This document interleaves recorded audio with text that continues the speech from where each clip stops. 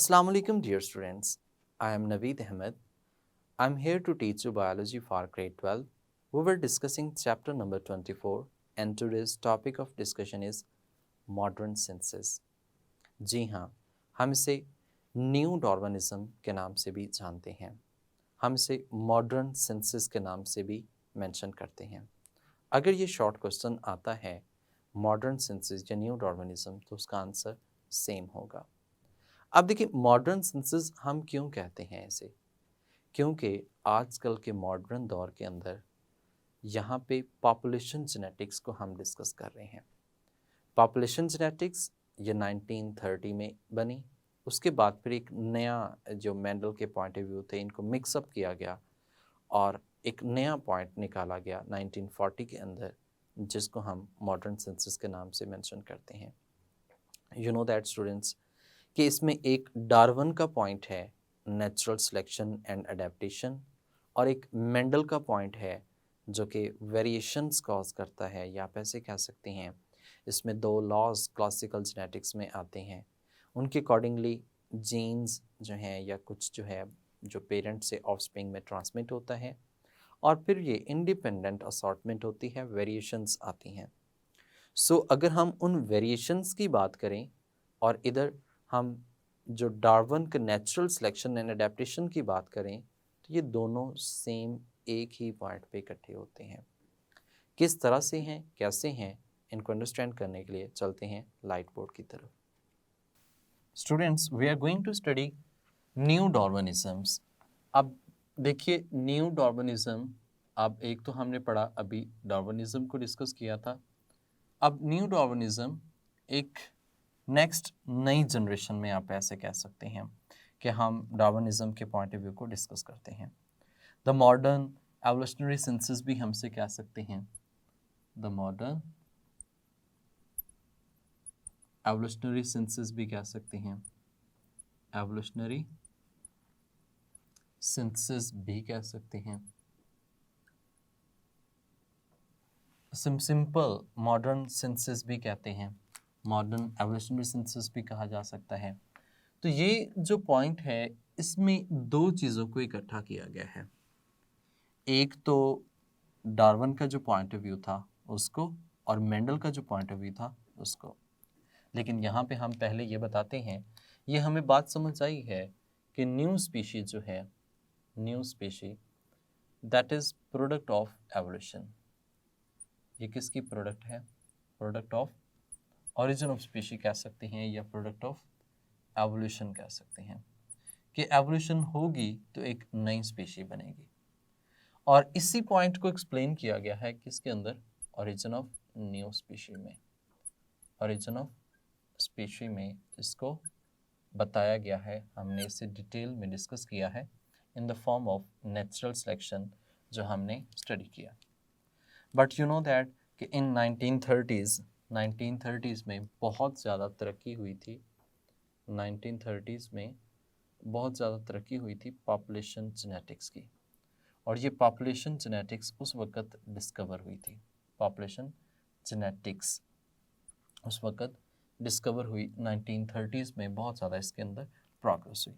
Student, आपने पढ़ा होगा क्वांटिटेटिव ट्रेड्स, यानी कि एक ट्रेड्स आपने चैप्टर 22 में डिस्कस की होंगी, जिनको हम क्वांटिटेटिव या फिर हम इसे कंटिन्यूस ट्रेड्स के नाम से मेंशन करते हैं. कंटिन्यूस ट्रेड्स के नाम से या कैरेक्टरिस्टिक्स के नाम से हम इसे मेंशन करते हैं. स्टूडेंट, ये जो क्वांटिटेटिव या कंटिन्यूस ट्रेड्स थी, इसमें हमने एक रेंज ऑफ फिनोटाइप को ऑब्जर्व किया. किसको? रेंज ऑफ फिनोटाइप को ऑब्जर्व करते हैं. और इसमें हमने ये कहा कि there is more than one genes involve in them, यानी कि हम इसे कह सकते हैं कि ये पॉलीजेनिक ट्रेड्स जो थी वो कंसिडर की जाती हैं. पॉलीजेनिक ट्रेड्स कंसिडर की जाती हैं. That is not the role of the one gene. ये एक जीन का रोल नहीं है, बल्कि इसमें बहुत सी जीन्स मिलकर इस ट्रेड को, क्वांटिटेटिव ट्रेड्स को एक्सप्रेस करते हैं. ये जो रेंज ऑफ फिनोटाइप और पॉलीजेनिक ट्रेट्स हैं, इसमें हम कह सकते हैं जेनेटिक वेरिएशंस आती हैं। जेनेटिक वेरिएशंस इन पॉपुलेशन हम इस चीज़ को स्टडी कर रहे होते हैं, क्योंकि इसमें ओवरऑल हम पॉपुलेशन को स्टडी करते हैं और देखते हैं कि जेनेटिक वेरिएशन जो हैं वो किस में आ रही होती हैं, पॉपुलेशन में आ रही होती हैं विद पैसेज ऑफ टाइम। कुछ जो हैं वो बहुत ज़्यादा हैं और जो एक्सट्रीम्स पे हैं वो बहुत कम हैं, और जो हम ऐसे कह सकते हैं इंटरमीडिएट हैं वो बहुत ज़्यादा होती हैं। तो ऐसी ट्रेड्स जो हमने इस पॉपुलेशन जेनेटिक्स में हम स्टडी करते हैं, ओवरऑल पॉपुलेशन को स्टडी कर रहे होते हैं और पॉपुलेशन के अंदर जो वेरिएशंस आती हैं उन तमाम को स्टडी कर रहे होते हैं, वो पॉपुलेशन जेनेटिक्स में आएगा। अब ये population genetics basically that was the role of Darwin, ये डार्विन की वर्किंग थी। लेकिन इससे पहले ये जो जेनेटिक वेरिएशंस का कॉन्सेप्ट था और ट्रांसमिशन ऑफ ट्रेड्स था, that was the role of Mendelism. ये किसका रोल था? मेंडलिज्म का था। तो मेंडल्स लॉज की अगर हम बात करें तो मेंडल्स लॉ तो ऑब्वियस सी बात है, वो तो लॉज हैं। वो लॉज कौन कौन से हैं? उसमें हमने ये बात की थी कि बेसिकली लॉ ऑफ सेग्रीगेशन इसमें शामिल है, लॉ ऑफ सेग्रीगेशन और दूसरा जो हम कहते हैं लॉ ऑफ इंडिपेंडेंट असॉर्टमेंट जो है वो दिया गया है। इंडिपेंडेंट असॉर्टमेंट जो है वो, ये दो लॉज जो हैं वो इसमें मेंशन किए गए हैं। अब जो लॉ ऑफ इंडिपेंडेंट असॉर्टमेंट और लॉ ऑफ सेग्रीगेशन, अब इन दोनों की बात करें तो ये कंसीडर किए जाते हैं किसके अंदर? क्लासिकल जेनेटिक्स के अंदर। तो यहाँ पे एक पॉपुलेशन जेनेटिक्स है और यहाँ पे क्या है? क्लासिकल जेनेटिक्स है, क्लासिकल जेनेटिक्स। इस तरह से जेनेटिक्स की अगर हम फर्दर ब्रांचेस देखें तो आप जानते हैं मॉलिक्यूलर जेनेटिक्स है, जिसमें हम मॉलिक्यूल्स को स्टडी करते हैं, which we have studied in chapter number 20, जो कि चैप्टर नंबर 20 में हमने स्टडी किया। ये क्लासिकल जेनेटिक्स वो मॉलिक्यूलर जेनेटिक्स है। इस तरह से ये मॉडर्न जेनेटिक्स, ये जीन मैनिपुलेशन जो आप चैप्टर 23 के अंदर डिस्कस करेंगे बायोटेक्नोलॉजी के सेंस में हमसे कहते हैं। तो ये अब देखिए मेंडल का पॉइंट ऑफ व्यू और ये जो डार्विन का पॉइंट ऑफ व्यू है, ये ऑलमोस्ट सिमिलर था। डार्विन ने बेसिकली ये पॉपुलेशन जेनेटिक्स पॉलीजेनिक ट्रेड्स पे वर्किंग की थी, यानी कि उसने इस पॉइंट को ऑब्जर्व किया और उसके बाद फिर जाहिर सी बात है इसमें तरक्की होती गई, ऑब्जर्वेशंस होती गई और नए पॉइंट्स जो है वो निकलते गए। इन्होंने क्या किया 1940s में इनको रिकंसाइल किया। रिकंसाइल करने का मतलब ये कह सकते हैं कि फ्रेंडली इन दोनों को मिक्सअप कर दिया। Reconcile the population genetics and the Mendelism. आप ऐसे भी कह सकते हैं कि उन्होंने रिकंसाइल किया किस चीज़ को? मेंडलिज्म को और डार्विनिज्म को। यानी कि डार्विन का पॉइंट और मेंडल का पॉइंट दोनों का सेम पॉइंट है, एंड दैट वर्कड आउट। ये क्या हुआ? इनके पॉइंट को जब इकट्ठा किया तो दैट वर्कड आउट, मतलब इससे सही नतीजे निकले, एंड दैट वाज एक्यूरेट, और ये एक्यूरेट था। जब इन्होंने देखा कि ये जो बेसिकली हम अगर पॉपुलेशन जेनेटिक्स जो है इसको ऑब्जर्व करते हैं, जेनेटिक वेरिएशंस आती हैं, that is transmitted to next, और उसमें जो बेहतर तरीके से होती हैं, जिनकी जीन्स फिट होती हैं वही बेटर सर्वाइव करते हैं, और जिन जीन्स अनफिट होती हैं वो एक्सट्रीम्स कंडीशंस में आके उनके नंबर ऑफ ऑफस्प्रिंग्स क्या होते जाते हैं? कम होते जाते हैं। ये जो मेंडल का पॉइंट था और उसके बाद डार्विन का पॉइंट, यहाँ पे ये जो ट्रांसमिशन होती हैं ट्रेड्स और ये सेग्रीगेशन होती है और इंडिपेंडेंट असॉर्टमेंट आती है, इसमें मॉडिफिकेशंस होती हैं, वेरिएशंस आ रही हैं, तो ये दोनों पॉइंट को इकट्ठा किया गया, दैट वाज वर्कड आउट। उस वक्त फिर इस थ्योरी को 1940 में हमने न्यू डार्विनिज्म के पॉइंट ऑफ व्यू से एक नई टर्म निकाली, जिसमें हम कह सकते हैं कि that is the modern census. ये एक मॉडर्न सेंसस है। और यू नो दैट स्टूडेंट्स कि हम सिर्फ और सिर्फ इसी पे बेस नहीं करते, we also added the different other branches. हमने दूसरी जितनी ब्रांचेस थे उनके कंक्लूजन्स को भी इसके अंदर फाइंड आउट किया। अब दूसरी ब्रांचेस में अगर देखा जाए, हमने ऐड किया टेक्सोनोमी को। अब आप जानते हैं टेक्सोनोमी जो है that is related to their naming and classification of offsprings. ये ऑफस्प्रिंग्स की नेमिंग और उनके क्लासिफिकेशंस की बात करते हैं। सेम एज इट इज़ हमने पैलेंटोलॉजी को देखा। पैलेंटोलॉजी जो है that is related to fossils, इसमें हम फोसिल्स की स्टडी कर रहे होते हैं, उनसे भी हमें यही पता चलता है कि आने वाली जनरेशन्स में क्या होती हैं, वेरिएशंस आती हैं। सेम उसके बाद बायोजियोग्राफी को देखा, तो बायोजियोग्राफी की बात करें तो उसको भी ऐड किया गया। तो बायोजियोग्राफी को जब ऐड किया गया तो उससे हमें डिफरेंट एरियाज़ के अंदर प्रेजेंट लिविंग ऑर्गेनिजम्स को जब ऑब्जर्व किया जाता है तो उनमें भी सिमिलैरिटीज़ डिससिमिलैरिटीज़ मौजूद हैं। जैसे कि हमने वो गैलापागोस आइलैंड्स की बात की थी, उसके अंदर वेरिएशंस आती हैं, तो बायोजियोग्राफी की बात की गई तो ये भी इसमें ऐड हो सकता है। सेम एज इट इज़ यहाँ पे हम कह सकते हैं कि एक पॉइंट जो है वो पॉपुलेशन जेनेटिक्स तो ऑफ कोर्स एडेड होगी, पॉपुलेशन जेनेटिक्स, तो पॉपुलेशन जेनेटिक्स तो इसमें ज़ाहिर सी बात है एडेड है। अब इन तमाम के पॉइंट ऑफ व्यूज़ को जहन में रखा गया, इनको इकट्ठा किया गया और इकट्ठा करके हम ये कह सकते हैं कि हमने एक नया आइडियाज़ जो है अभी मॉडर्न सेंसेस जो है, मॉडर्न पॉइंट ऑफ व्यू से हम इसको सोचते हैं। तो ये सारा जितना भी अभी का पॉइंट है हम इन्हीं की बेस पे क्या करते हैं, स्टडी करते हैं और नई स्पीशीज़ किस तरह से इवॉल्व होती हैं, एवोल्यूशन किस तरह से प्रोसीड होती है, उन तमाम पॉइंट ऑफ व्यू को अभी डिस्कस करते हैं।